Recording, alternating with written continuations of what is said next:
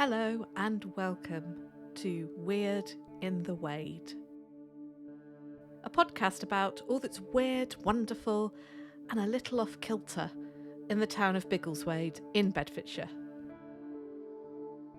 Each episode, I'll tell you a tale of something strange and unique that has happened in this most English of market towns or its surrounding area. There's an older meaning to the word weird, which means to twist and turn. In Norse myth and in Anglo-Saxon times, this came to mean fate or destiny, all that was and is, and all that is yet to be.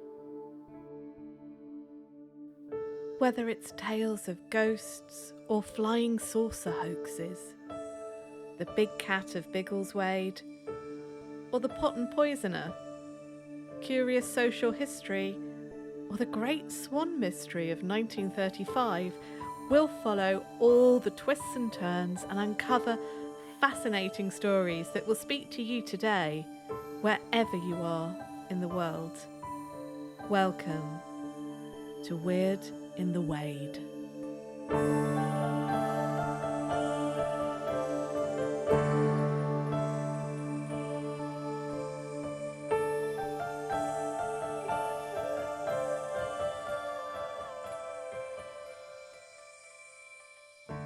It's Monday, the 2nd of December, 1957, just before 8 in the evening.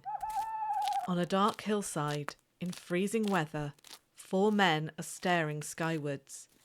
Every now and again, one of them stamps their feet on the crisp, frosty ground, just to keep the blood flowing. Occasionally, a distant car or lorry trundles by on the Great North Road. One of the men, Alan, a local farmer, is regretting not bringing his flask of tea with him.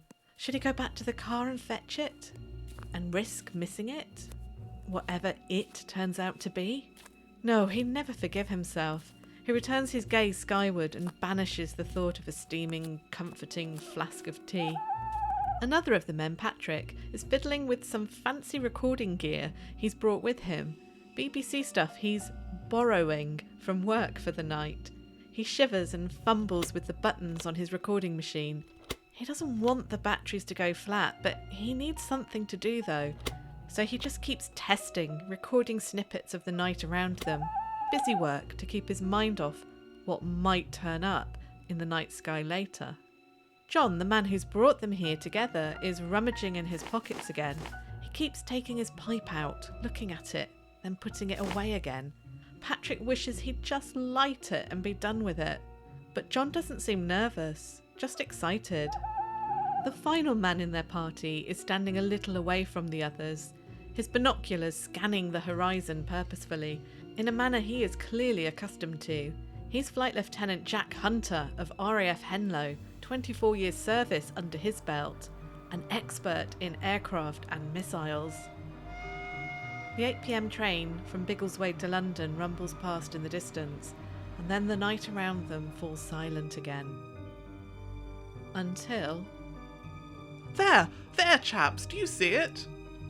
Hunter points. The other men look, scanning in the direction Hunter's binoculars are trained in. Patrick, the BBC man, flicks on his sound recording machine and holds his breath. Do you see it yet? It's amber in colour, moving fast, directly towards us. They look and yes, they see it. But they don't know what it is, and it's coming right for them. What these men witnessed that night becomes known locally as the Toppler's Hill episode, and there's much more to it than meets the eye. Conflicting accounts, threatening phone calls, and possible contact with a person not of this planet. One thing we know for sure is that whatever happened on Toppler's Hill on the 2nd of December 1957 was categorically not part of an elaborate and ingenious flying saucer hoax. A hoax that captured the country's imagination and is commemorated in monument form just a few minutes' walk from my home. Welcome to Weird in the Wade, Episode 2, Flying Saucers over Biggleswade.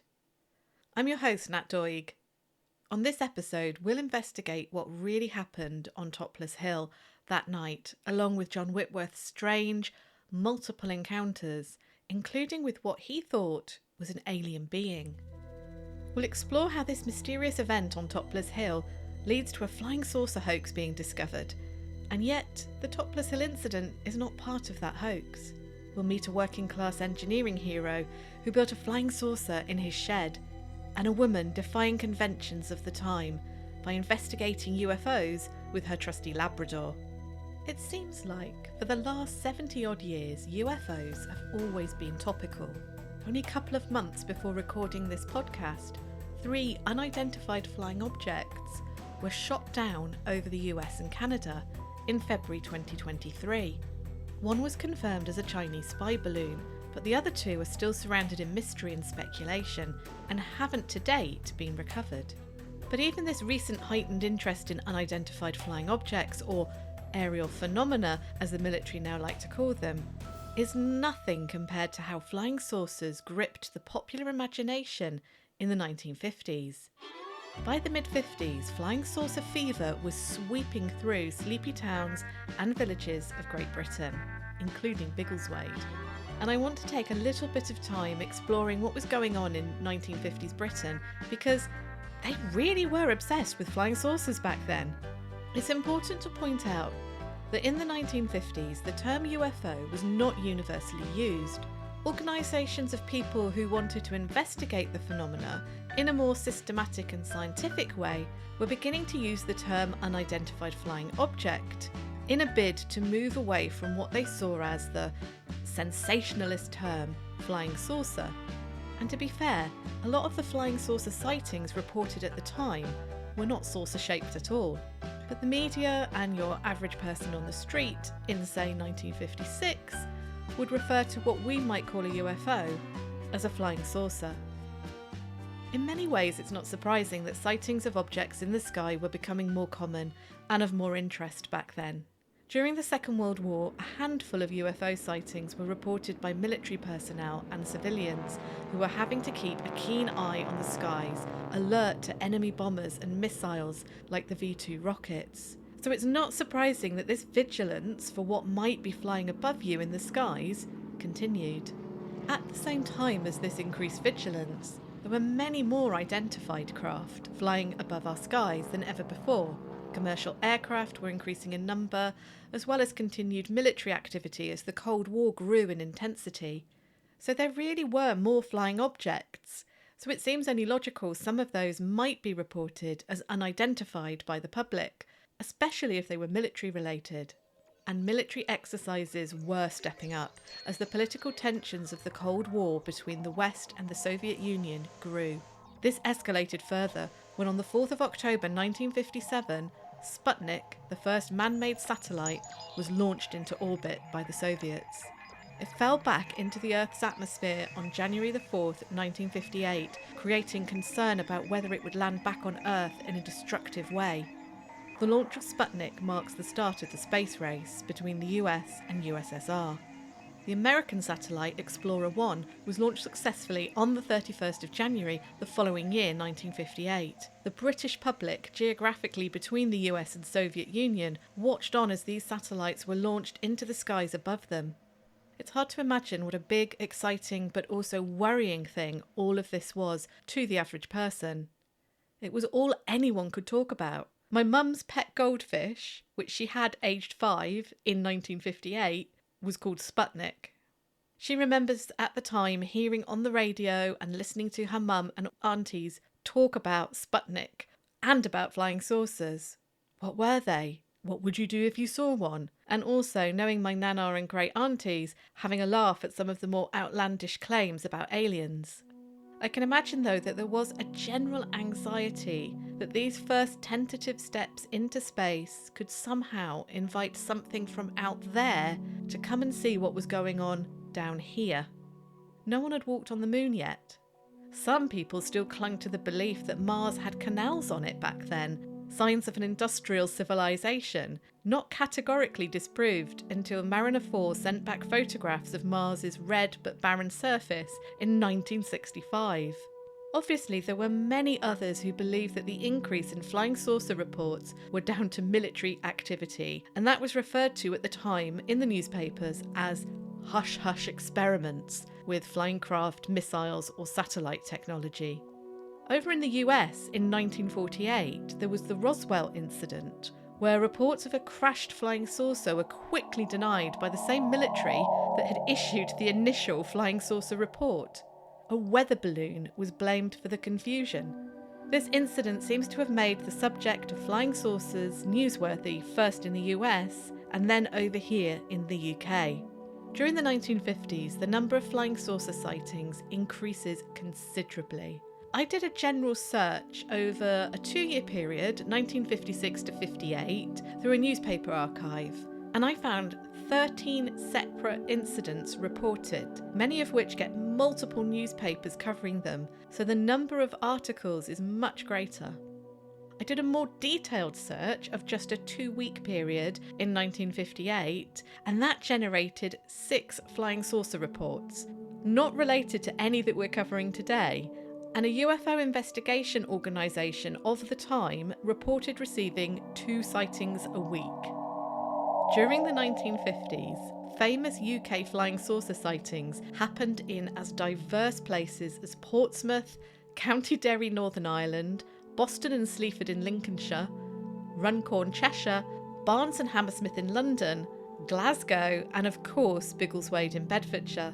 It wasn't just flying saucer sightings that were whipping up interest. Between 1956 and 58, 2 flying saucer films from the US were in British cinemas, claiming to show evidence of aliens or UFOs. A colour film from Norway also touted evidence. Not a week went by without a science fiction film featuring flying saucers being on release. The Caxton Hall hosted a talk by an 81-year-old woman who claimed to have spent time living with aliens. A rally was held by flying saucer enthusiasts at astronomical observatories across the UK looking for evidence of flying saucers. And in December 1956, Santa arrived at a children's Christmas event in a flying saucer rather than his traditional sleigh.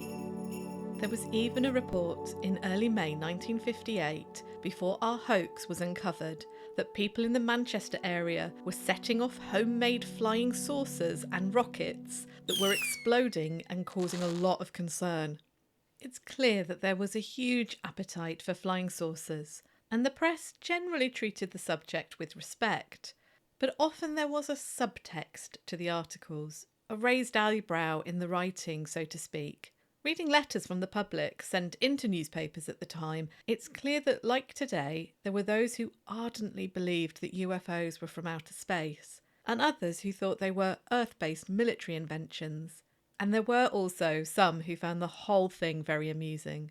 And it's to this backdrop of flying saucer fever that our sightings on Topless Hill and our separate flying saucer hoax take place, and the two are intertwined in a very intriguing way.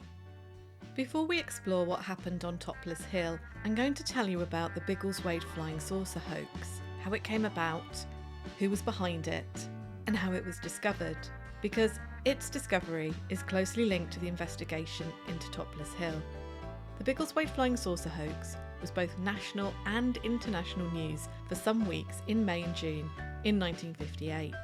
The mastermind behind it was a working-class dad and judo instructor. He's pictured with his shirt sleeves rolled up and wearing a knitted tank top. He had a long, handsome face, a warm smile, and the fashionable brill-creamed hair of his time. Meet Frank A. Russell, our ingenious engineer who built a fully operational flying saucer in his garden shed and fooled the inhabitants of Biggleswade for nearly a year, and all in the aid of a good cause. He was born in Biggleswade in 1918. And like many working-class children of the time, he left school at 14. But he wasn't like other teenagers. He had a passion for engineering and for inventing and for grand building projects. And his first focus was not on the skies, but on the seabed. At age 15, he designed his first diving helmet, which he describes like this. The first practical diving helmet I made was when I was 15, and it was built from an empty 5-gallon oil drum with a plate glass window, some scrap rubber sheeting, a length of garden hose, and a motor car type air pump. In spite of its Heath Robinson appearance, it actually worked efficiently at depths varying to 30 feet. It was tested, incidentally, in a flooded pit at Alsey. A year later, in 1934, he had designed and built his first submarine model. But World War II interrupted Frank's inventing, and he served in Africa, Italy, Sicily and Greece. But even whilst embroiled in the conflict, he still had a keen eye for inspiration, and after observing some metal floats off the coast of Italy, he was inspired to take his submarine building to the next level. After the war, whilst he was living in a prefabricated house on George Street, Biggleswade, he started work on his manned submarine. By September 1949, his submarine had progressed so well that the local paper ran a story about it. Frank claimed it will be the smallest manned submarine ever built. He was working on it with two friends, Frank Pope and Bill Keyes, and he was keen to give them credit, although they seemed less keen on the limelight. A month later, Frank's submarine was gaining interest from as far afield as Dundee in Yorkshire.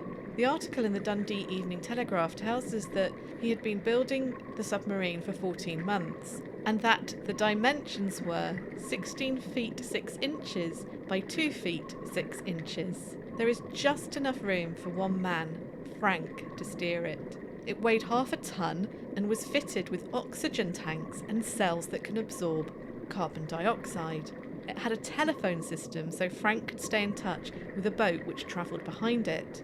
The sub could be towed, but had its own engine and could submerge under its own power. Let's just stop for a minute.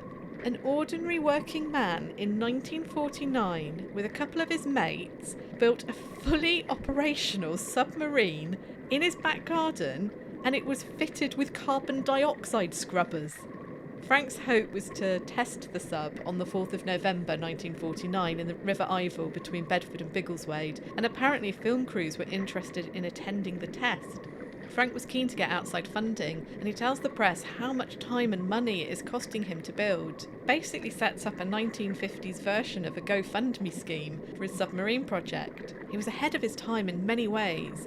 6 months later, in April 1950, Frank again spoke to the press about his project, and he has a very canny and novel way to encourage further support. Firstly, he said, I am amazed at the interest my project has aroused, not only in this country, but in others. Letters were sent into the Biggleswade Chronicle praising the submarine project from as far afield as Canada and Australia. He explained that his submarine is different from a normal craft in so much as it is specially designed for exploring, photographing the seabed. There are underwater searchlights on the hull. But if readers weren't moved to back his project for just its engineering prowess, he put forward a reason for building the sub that was guaranteed to grab headlines and attract backers for a very different reason. He announced that he was building the submarine to search for Atlantis. Now, before you judge Frank for saying this, listen to his explanation. It's probably the most intellectual argument for the search for Atlantis that I have ever read. There are many references to this lost continent in the works of ancient historians. Plato, for instance, gives the date of the catastrophe as about 11,500 years ago, and said both his father and his grandfather had knowledge of the existence of Atlantis.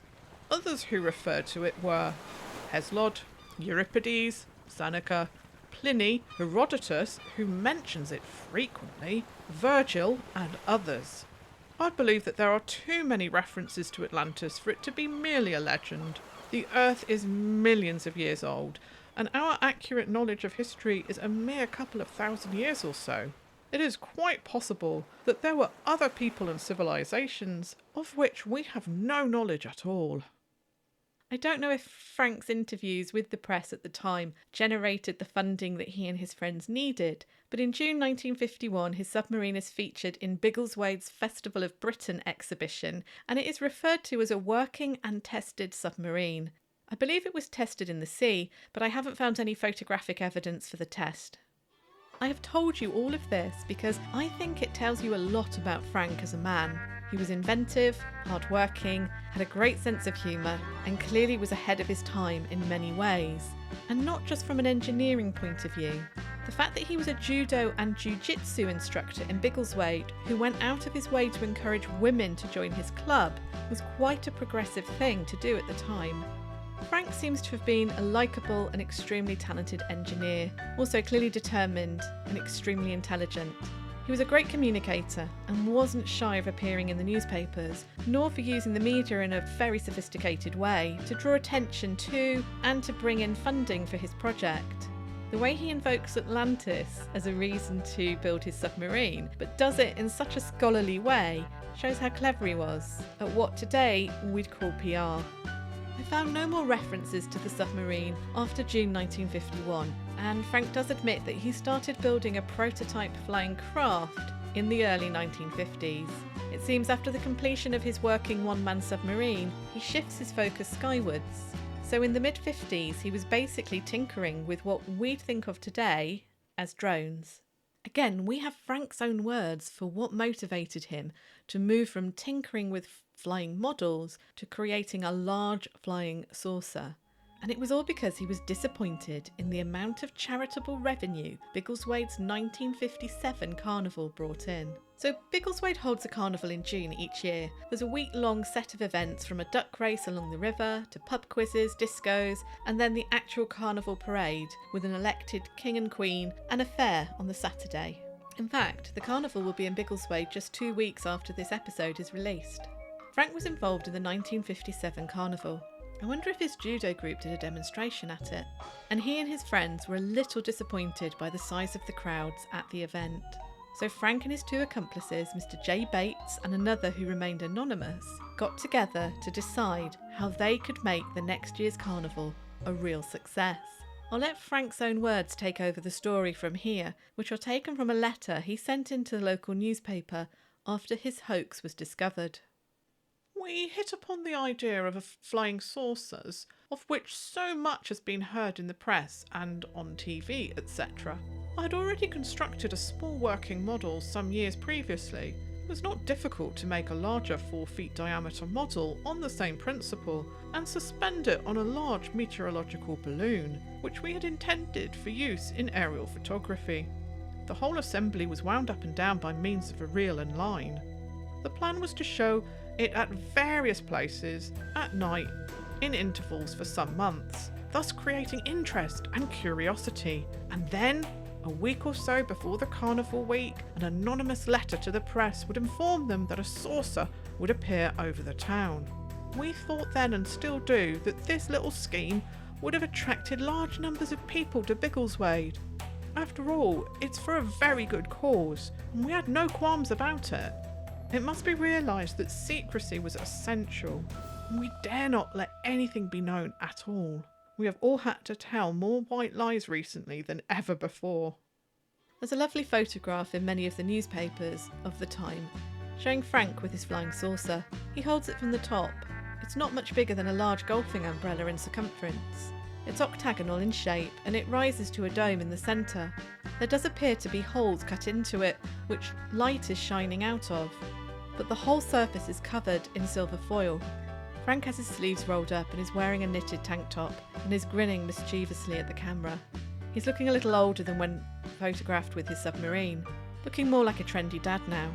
The London Weekly News says he's earning £11 a week from his engineering job. This is a little above the national average for the time, and I'm guessing is quoted to indicate that he's a skilled engineer being paid a good wage, but he's by no means a rich man. Frank admits in the London Weekly News that he sent the saucer up 5 or 6 times and describes how no one actually saw it the first time he flew it. He changed location to a playing field near his house the second time, and the change of location did the trick. My mates asked me in the pub if I'd seen a flying saucer. I had a hard job keeping a straight face. They explained how it had hovered stationary for several minutes and then vanished in a terrific speed with a flash of light. The flash of light was made by an ordinary firework. So it appears from my research that the UFO sightings were a local topic of conversation down the pub before May 1958, rather than making it big in the national news. But we do have evidence that these sightings were being reported, and reported to someone because of how the hoax is uncovered. Enter our amateur UFO investigator, John Whitworth again. as Frank explains in his letter to the Biggleswade Chronicle newspaper on Friday, June the 6th. However, other unidentified objects have apparently been hurtling about beds of late, and investigations into these got us involved as well. Subsequently, we have been blamed for the lot. These inquiries have been made mainly by Mr. J. Whitworth of Shefford, who is well known for his broadcasts on local events and has spent many hours and travelled thousands of miles on these investigations. It was his efforts to track down the bed's UFOs that led to our idea being discovered. We have admittedly been deliberately misleading him at times during his inquiries. The temptation to have some fun with the saucer was too great, as people may imagine, but Mr. Whitworth has behaved like the true sportsman he is, and all is forgiven. We would like to emphasise to him and others that we were not responsible for the Topless Hill episode. The UFO investigators who uncovered Frank's hoax wanted answers to their own experience on Topless Hill, but they came up empty-handed. Frank denied completely that he had anything to do with it. It seems such a shame that the hoax was foiled when it was.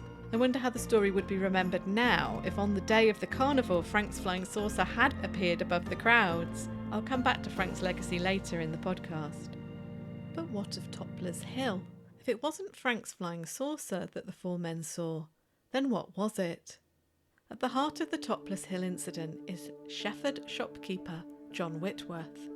In the one photograph I've seen of him, he has a mop of curly hair, a kind face and a big smile. By the early 50s, his shop had expanded into a draper's, outfitter's and shoe shop known as the walk-round shop, because to see everything in it, you had to have a good walk around. He advertised by employing a lad to ride a specially branded penny farthing around the neighbourhood. He was involved with the local community, including amateur dramatics and local business guilds, including supporting the Business Women's Guild and the Women's Institute. He also appears in at least 3 episodes of the BBC's Town and Country radio show in 1957 and 58, talking about the history of Dead Man's Cross at Haynes in Bedfordshire, Clifton Pond, and also the state of rural roads. Nothing ever changes. There's nothing to make you think he's the sort of chap to have a flying saucer or alien encounter.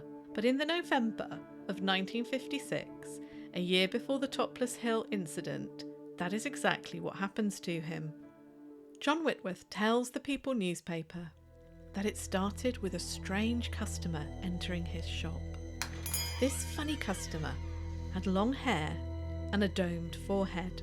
Long hair at the time would have been quite unusual on a man. It appears their interaction was initially fairly straightforward. The funny customer purchased a pair of gloves for which he paid for with exact money. The exact money is mentioned not by Whitworth, but a fellow UFO investigator who clearly thinks that this is, in itself, a suspicious behaviour. But we'll meet Thelma, the investigator, later. Whitworth says that it was only after the purchase of the gloves that the funny customer asked, "Would you like to meet a flying saucer?" The article doesn't tell us how Whitworth felt or how he responded, but he must have said yes, because he was told to report to Topless Hill on the 28th of November, 1956. Just a few words about Topless Hill, because imagine a strange person comes into your place of work and asks you if you'd like to see a UFO, and then sends you to a location. That location is important. There are definitely locations I'd be happier to hang out in than others on a dark night. Topless Hill is just south of Biggleswade. It is a hill, but it's not what many of you would think of as a hill. This part of Bedfordshire and all the way east to the coast through Cambridgeshire and Suffolk is flat and pretty featureless. Big skies, but a monotonous landscape in winter. So Topless Hill is not a dramatic hill, but it does command a view of the surrounding flatter terrain, mainly of fields. It's just off the A1, or Great North Road, which back then was not a motorway by any means, and ran through the centre of Biggleswade. There were a collection of houses and farms scattered around Topless Hill area, but they're no longer there. I mean, who wants to live right on a motorway if you have a choice in the matter? There's also a water tower built in the 1930s and a small reservoir which nowadays is covered by a rather flying saucer-esque silver dome. I don't know if it was like that at the time. Either way, then and now it's a lonely spot and only featured in the newspapers of the time as an accident black spot, or when, in the January of 1958, a poor unfortunate man from Hull was found dead in a ditch at Topless Hill. He'd died of starvation. He'd come south on New Year's Eve looking for work. So that's the place Whitworth is sent to. I'm not sure if I'd have been keen to hang out there in the dark and cold, but John tells the People newspaper that he went there as instructed and he saw a strange object. It was circular, and as the object stood still in the sky, beams of light came out of what looked like portholes. Then it disappeared. Whitworth's thoughts about the encounter, again, are not recorded. I'm guessing the 1950s were not a time when men and journalists were encouraged to dwell on feelings, even when triggered by extraordinary things. I wonder if John Whitworth was already dabbling in flying saucer investigations in November 1956. Is this why he goes along with what the funny customer tells him? If he wasn't dabbling in UFOs before, he certainly is afterwards. As Frank Russell says, John has travelled thousands of miles in the pursuit of his answers by 1958. Almost a year to the day that funny customer arrived in John's shop, he returns. This time there's no description of the strange chap buying anything, just that he tells Whitworth to go to Topless Hill every night for several nights from November the 27th onwards at around 8 p.m. Watch for an object like the sun that will make one complete circle in the sky.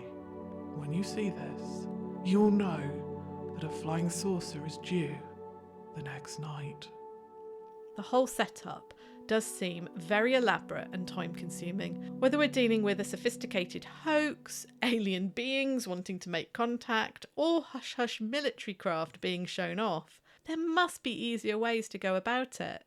However, our funny customer has given Whitworth the circumstances to predict when the UFO will arrive after the strange sun appears, and in doing so gave Whitworth the chance to invite others along to witness it.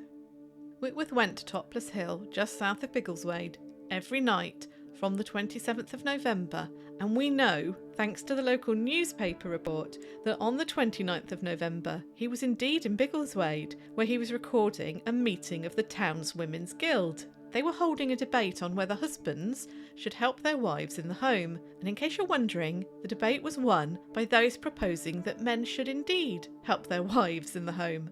John was recording this debate so that he could play it back to the women, so they could hear their own recorded voices. And it really struck me how far we've come since the 1950s, technology-wise.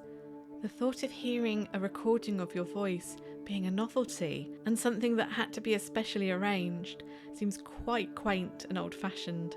I do wonder if this was John's own recording gear, or maybe something he'd borrowed from his BBC producer friend, Patrick. Either way, we know he was travelling to Biggleswade that night with recording gear and stopped off at Topless Hill to see if this sun would appear in the night sky. It didn't that night. He journeyed to Topless Hill every night for 5 nights until eventually something out of the ordinary happened.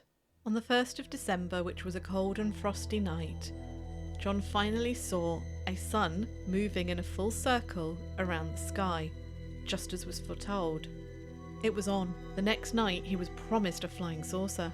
I have no further information about what this bright object looked like, other than it being described as a sun, a description used a lot at the time to signify any unidentified bright heavenly body. And as far as our story is concerned, this incident is treated as a means to an end in the newspaper report. The appearance of this mysterious sun heralds the main event, which was set to take place the next night. Our main source of information for all of this is the Sunday People newspaper, which was published on Sunday the 4th of May, some 5 months after the Topless Hill incident. I know, a UFO sighting on Star Wars Day, 20 years before the first film is released. May the 4th be with you. The newspaper report explains that after seeing the promised sun, John Whitworth gathers a small team around him to witness the flying saucer. We don't know how he recruited them. I wonder if he knew them from his UFO investigations. Or were they customers in his shop, or just friends? They make up a curious bunch. The Sunday People's main star witness is Flight Lieutenant Jack Hunter of RAF Henlow. He has 24 years service in the RAF, is described as a technical officer, and is currently at RAF Henlow in order to take a guided missile course. He describes himself as being a UFO skeptic. It's clear why the People lead their article with him. He has expert knowledge in identifying aircraft and missiles. He will have been taught how to make observations and record them accurately for his work. He is the ideal witness. The newspaper describes Patrick Harvey, one of the other witnesses, as being 46, from Wendover in Bucks, incidentally where I was born, and a BBC producer. There is also mention in another article about him being a sound engineer and having a sound van with him that night. The final additional witness is Farmer Alan Chandler. The People newspaper don't give him an age or directly quote him at all, though they did speak with him because he confirms the accounts of the other three. The paper claims that after getting wind of the story, they challenged Flight Lieutenant Hunter to confirm or deny the claims. It sounds like they doorstepped him. I'm not sure he had much choice in responding to them.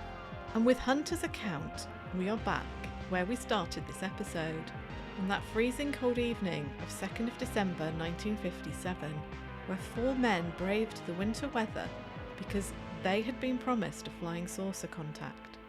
What were they hoping to see? Hunter says he's a skeptic, but he goes along, he brings his binoculars. Patrick, the BBC man, has his sound equipment.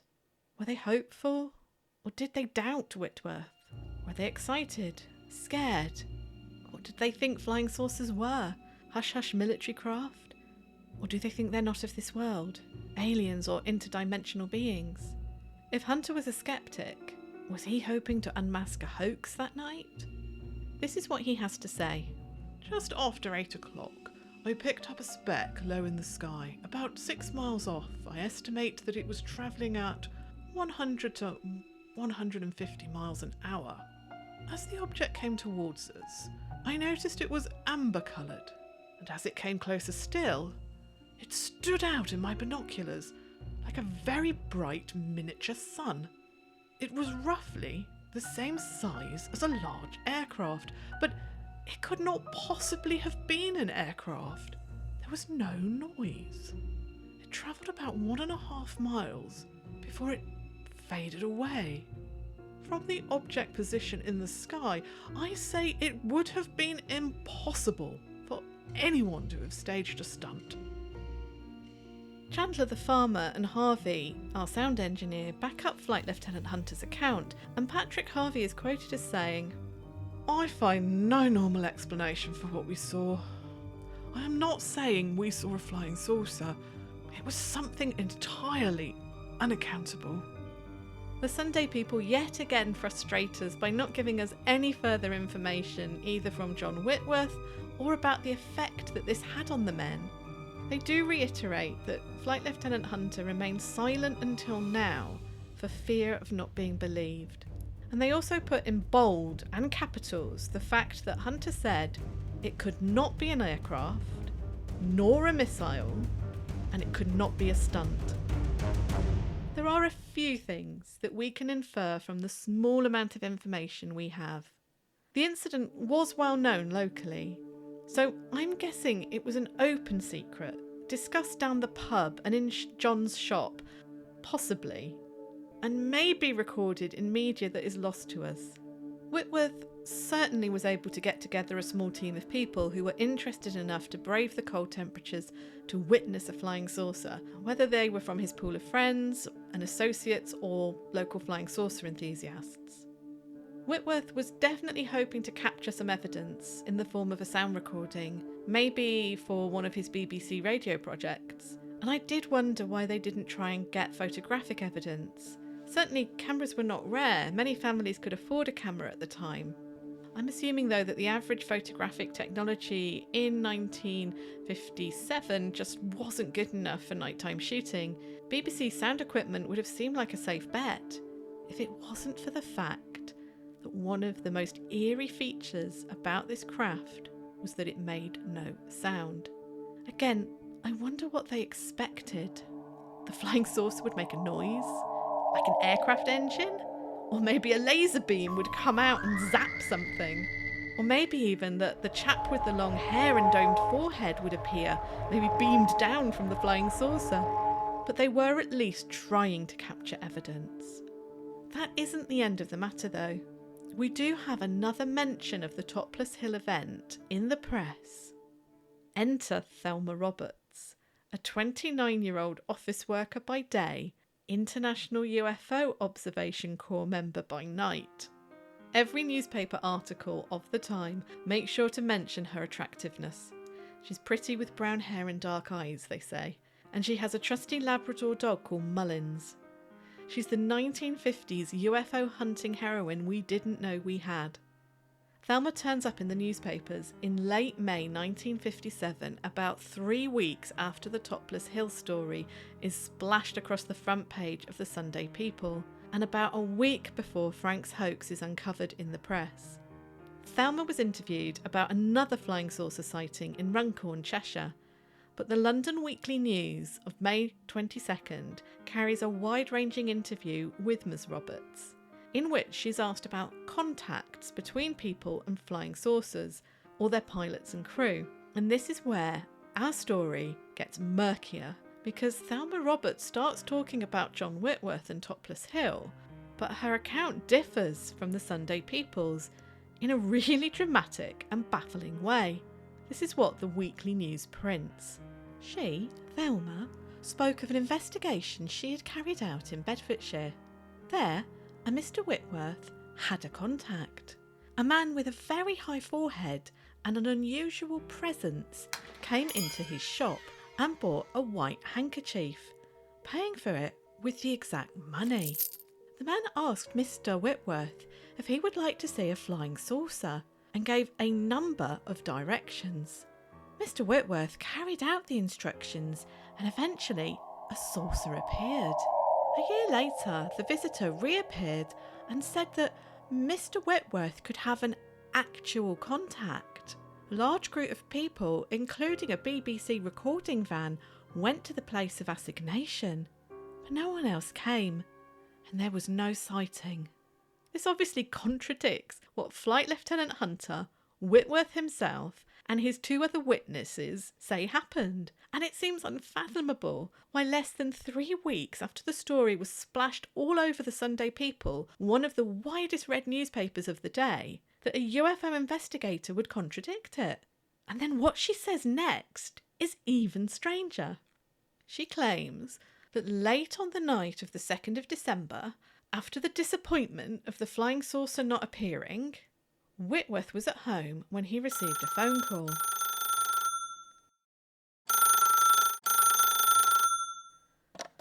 Hello, Shefford 396, John Whitworth speaking. Mr. Whitworth, you have been very foolish. Whitworth passed the phone to someone else with him, possibly his wife, maybe to verify or get a witness to what was being said. Thelma doesn't say why. Yes, hello, who is this? This call is for John Whitworth, and for him only. In the article, Thelma gives no further information about Whitworth. She doesn't speculate as to what the phone call was about or who it was from, but the inference is that he was being warned and that by bringing together the witnesses and the BBC soundman, he had been foolish. Was that why the flying saucer hadn't shown up in Thelma's version of events? Or was the call just a neighbour, someone pulling his leg, or maybe someone genuinely worried for his reputation? But the biggest question is, did this phone call actually happen? Whitworth himself doesn't mention it. And why did Thelma say nothing showed up that night when it's been so widely reported that something did? It's not the only time that Thelma mentions Whitworth in the press. A day later, on the 23rd of May, the Hartford Mercury and Reformer runs a story about her interesting line of work with the International UFO Observers, and she tells them about the Day of Vigilance they have planned for June when they want people to look to the skies for flying saucers. But the article also quotes her at the end saying this: Miss Roberts does not claim to have seen a UFO herself, but not so long ago a shopkeeper telephoned her from Bedford to say that he had one of the little men in his shop. Surely this is a reference to Whitworth. Now, I'm going to speculate here, but I wonder if there was some kind of animosity between her and Whitworth. It's hard to tell, as all these reports are being filtered through the lens of journalists, and ones from the 1950s at that, who are keen to raise an eyebrow to the fact that such a young and attractive woman is involved in something so kooky. But is she poking fun at Whitworth? Is the journalist poking fun? Or is she being deadly serious here with this "one of the little men" quote? She tells the story in the paper the day before completely seriously. There is one more curious thing, though, relating to Thelma, and not about Whitworth, but about Frank's hoax. On the 22nd of May, the London Weekly News prints the following in its article and interview with Thelma. Miss Roberts said there have been many reports of sightings from the same area, Bedfordshire. There were, of course, she said, many hoaxes. There was definitely one in Bedfordshire where a man built a striking replica of a saucer, which he could shoot into the air. They, the International UFO Observation Corps, had received countless reports from people who'd seen this, but the Corps were now wise to the hoax. As far as I can find out, Thelma is telling the journalist about Frank's hoax at least 5 days before the news breaks. The Weekly News article runs on the 22nd of May. Frank's story is splashed across the national and regional newspapers on the 27th of May.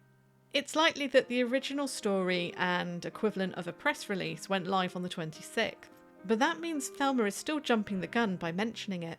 Is this what Thelma says on the 22nd? What finally pushes Frank to go to the press? They're only a few short weeks away from the carnival. It's clear that the UFO investigators, John, Thelma and their colleagues, had already uncovered the hoax, but it wasn't in the news until Thelma mentions it here. Whether Thelma's disclosure prompted Frank to come clean in the press or not, what I really still can't fathom is why Thelma claims that no craft was witnessed on Topless Hill, when 4 witnesses have been all over the Sunday People saying they did see something. To knowingly contradict a published UFO investigation seems to go against everything that Thelma is promoting in her news articles. She is passionate about the scientific approach to investigating these phenomena, but she is also a firm believer in extraterrestrials. One theory could be that she wants to muddy the waters surrounding the incident. She is a real outlier as a young woman working in this field in the 1950s. Maybe she has some kind of beef with John Whitworth.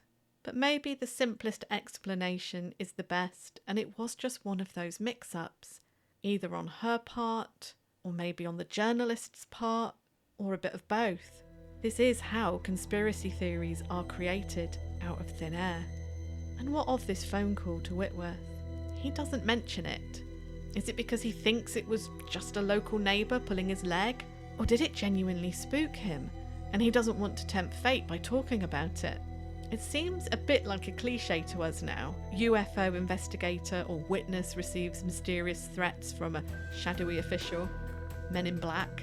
I'm guessing the UFO investigators like Thelma might have been aware of this type of experience because in 1947 there was a case with Harold Dahl, and then the case of Albert K. Bender in the mid-50s, who both claimed to have been warned off UFOs by men in dark suits.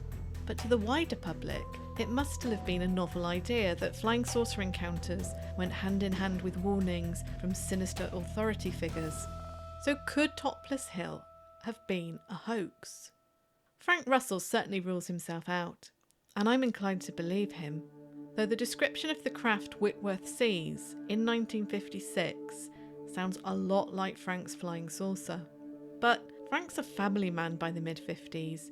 He's flying his saucer on a playing field to fool his mates down the pub. I can't really see him setting up such an elaborate trap for someone he doesn't seem to have known, well, certainly didn't know very well before all of this flying saucer business.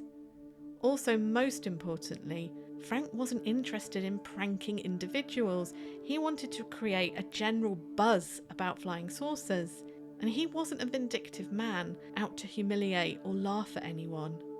And there's something about the Topless Hill incident, if it is a hoax, that just seems personal. So could someone else have hoaxed John Whitworth? Was he the type of man who would have been singled out to have such a trick played on him?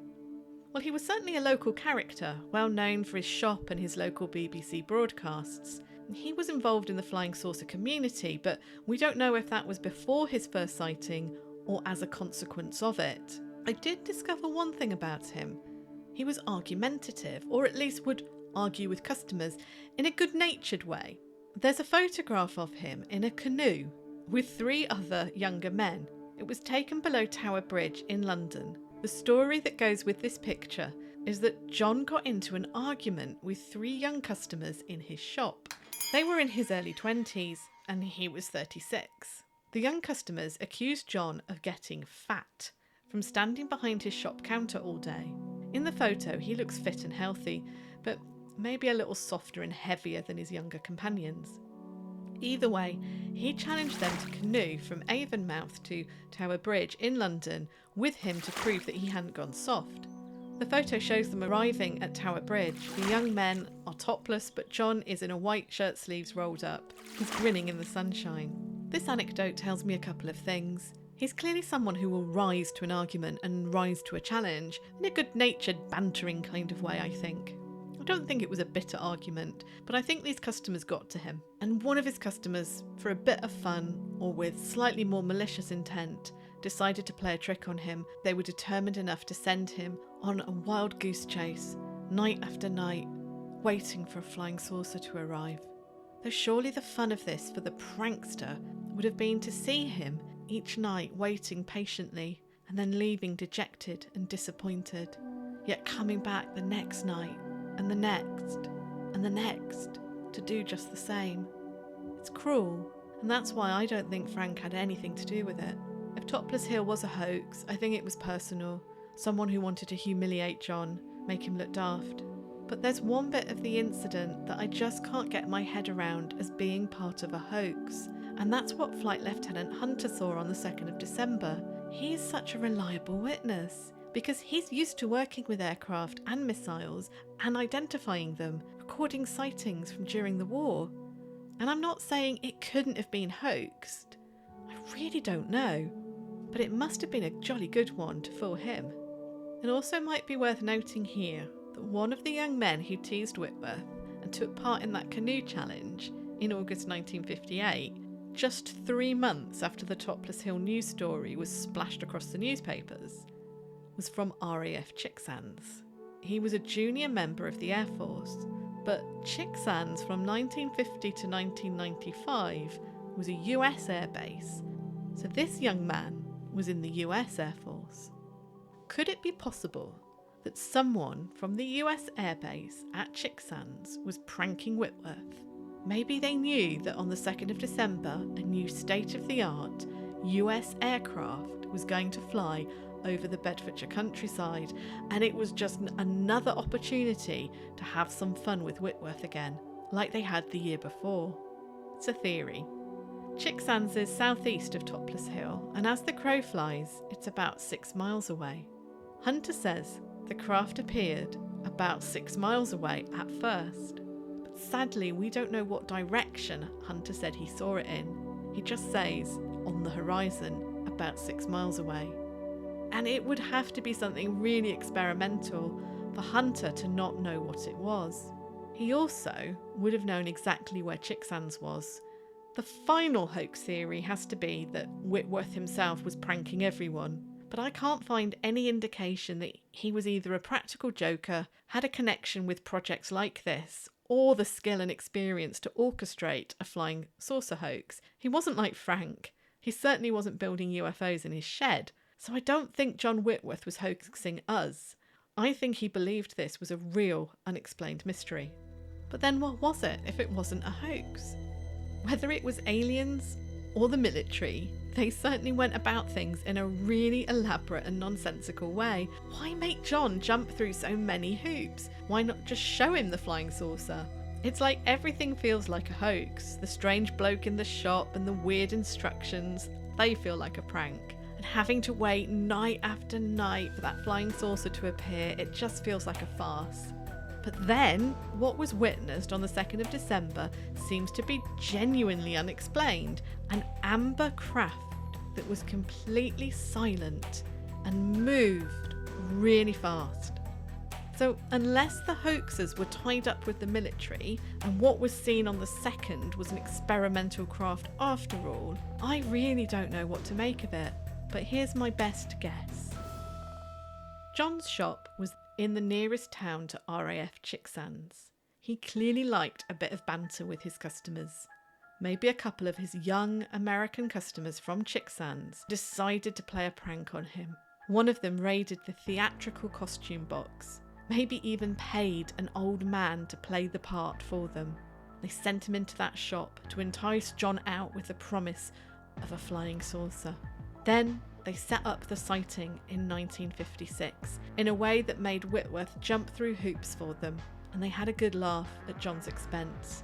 Maybe just by coincidence, the next year they learnt that their base was going to fly a new experimental craft, something that could be mistaken for a UFO. So they decided to run the prank again, but this time they let John dig himself into a hole by inviting witnesses along. And he does just that, and the pranksters have their fun. Only gossip in the neighbourhood becomes so great a national newspaper gets wind of it and it hits the headlines.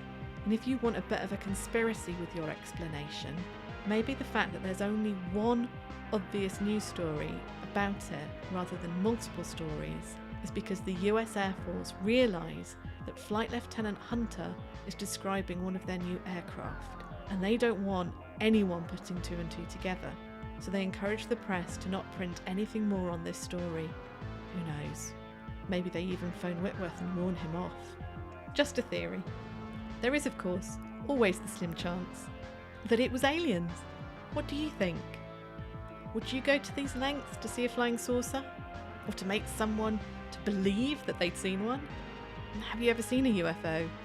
If you know anything more about the Topless Hill episode or Frank Russell's engineering projects, please do get in touch. You can find Weird in the Wade on Twitter, Instagram, and at the Weird in the Wade blog at weirdinthewade.blog. One final thought. Whether it's a hoax or whether it was aliens or interdimensional beings, I am curious that it happened at the same time of year, both times. The end of November, beginning of December. And I'm just wondering if there was something in that, something around that time of year that maybe brought a particular group of people to the area who might have been involved in the hoax, or if it was something that's more paranormal or completely unexplained. What is it about that time of year? Why was this only ever happening at the end of November, beginning of December? It is a really curious part of the mystery. So if you have any theories, if you can think of any reason why that would be the case, I'd love to hear from you. I hope you've enjoyed today's stories about flying saucers, both hoaxed and unexplained. The story of Frank's flying saucer hoax was rediscovered a few years ago by a community arts project who were commissioned to make a monument to Frank's flying saucer. They used the nose cone of a tornado fuel tank, painted it bright yellow, and I think that's really fitting with the nature of Frank's own engineering projects being cobbled together with salvaged parts. You can see more about this on the Weird in the Wade blog. The Topless Hill incident seems to have largely been forgotten by the town. Another UFO sighting from near to Biggleswade that has also been largely forgotten is that of a 1953 sighting above Potton Woods. It's been overshadowed by other spooky goings-on in the area. Next time on Weird in the Wade, what's haunting Potton Woods? A strip of the ancient Ampthill Forest just northeast of Biggleswade is associated with strange lights in the sky, hauntings, ghostly voices, and even phantom smells. Is this phenomena connected to a plane that crashed into the edge of the woods at the end of World War II? Or is there another explanation linked to the area's extensive fruit production? I'll speak with witnesses, paranormal investigators, and I travelled to the woods during bluebell season, where I had my own seemingly inexplicable experience, which I captured on my field recorder for the podcast. I'll tell you all about it in the next episode of Weird in the Wade. What's haunting Pottonwoods? Thank you for listening to this episode of Weird in the Wade. I really appreciate your support. There are more episodes to listen to where you got this one from. The Weird in the Wade blog at weirdinthewade.blog has the show transcript and notes. Find us on Twitter and Instagram at Weird in the Wade. Please do follow, like, and rate the podcast, as it genuinely helps other people find us.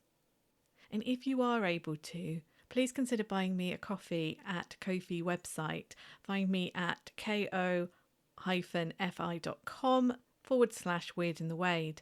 The link is in the show description. I really appreciate any support, and it makes a big difference as I'm currently raising money to buy a lav mic to make outside recording better quality for the show. But you can support the show by just sharing and recommending it to others and joining in the conversation about all things weird at our social media accounts. I look forward to seeing you online. The podcast was researched, written and presented by me, Nat Doig.